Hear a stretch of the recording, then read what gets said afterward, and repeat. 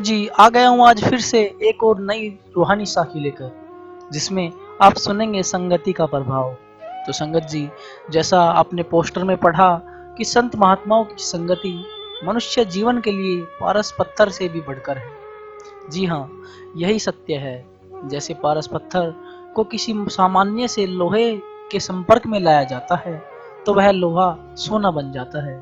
इसी तरह ही अगर हम मनुष्य भी किसी संत महात्मा से नाम दान लेकर अगर उनके बताए रास्ते पर चलते हैं तो हम भी जैसे लोहा सोना बन जाता है, वैसे ही हम भी एक सिद्ध पुरुष बन जाते हैं। तो चलिए आज की साखी में हम यही सीखेंगे। बहुत ही प्यारी सी साखी है, शुरू से लेकर आखिरी तक जरूर सुनना और एक लाइक जरूर कर लेना। अभी कर लो, क्योंकि आप बाद में भावनाओं में खो जाओगे और लाइक सब्सक्राइब करना भूल जाओगे। तो अभी कर लो, साखी बहुत अच्छी है। तब तक मैं इस प्यारी सी साखी को शुरू करता हूँ। संगत जी, साधु संतों की संगति आम जन के लिए लाभदायी, पुण्यदायी और मोक्षदायी मानी गई है। तो चलो इस विचार के शुरू में मैं आपको इस चीज के फायदे और नुकसान बताता हूँ। अगर आप किसी साधु संत का संग करते हो तो फिर हम एक धार्मिक मानव, धार्मिक परिवार, धार्मिक देश और अंततः एक धार्मिक विश्व की कल्पना को साकार कर सकते हैं।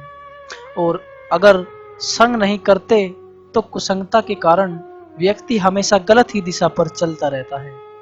हमेशा आपने देखा ही होगा, जो भी व्यक्ति चोरी करता है, डकैती करता है या मारपीट करता है, वह व्यक्ति न तो किसी साधु से जुड़ा होता है, न किसी संत से, और न ही किसी धर्म मजहब से जुड़े होते हैं।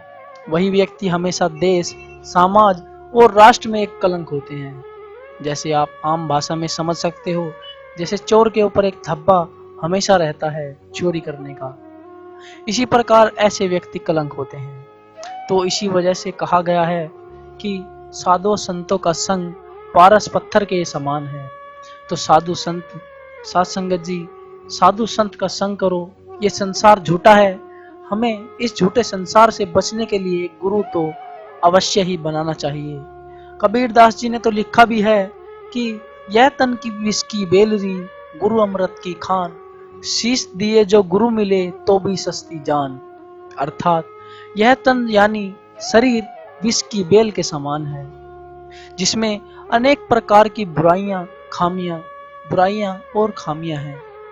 और गुरु ठीक इसके विपरीत है, वह शरीर से विष को निकालने में माहिर है। गुरु अमृत की खान है, इसलिए यदि शिष्य को अपना सिर काटकर अर्थात स्वयं को गंवाकर भी गुरु का साथ मिलता है तो शिष्य को यह सौदा सस्ता लगना चाहिए, क्योंकि जो गुरु देता है वह बहुमूल्य ही नहीं, अमूल्य है। इसीलिए ही कलयुग की आम भाषा में उदाहरण दिया गया है कि गुरु का संग जैसे पारस पत्थर लोहे को सोने में बदल देता है, ठीक ऐसे ही जो बिछड़ी हुई आत्माएं हैं उन्हें परमात्मा से जोड़ देता है। और ये साखी तो कुछ भी नहीं है, गुरु की महिमा बताने के लिए मैं अपनी आवाज से इस चीज का वर्णन नहीं कर सकता। जब आप इस रूहानी नूर, रूहानी रस, रूहानी सफर का स्वाद चखेंगे तब आपको खुद ही पता चल जाएगा कि गुरु सच में पारस पत्थर के समान है। तो कैसी लगी साखी? मैं आशा करता हूँ कि साखी अच्छी लगी होगी या कुछ नया सीखने को मिला होगा। अगर साखी अच्छी लगी हो तो एक लाइक जरूर करना, और अगर आप रोज ऐसी ही प्यारी प्यारी रूहानी साखी सुनना पसंद करते हो तो इस वीडियो के नीचे एक लाल कलर का सब्सक्राइब का बटन है, उसे जरूर दबा देना।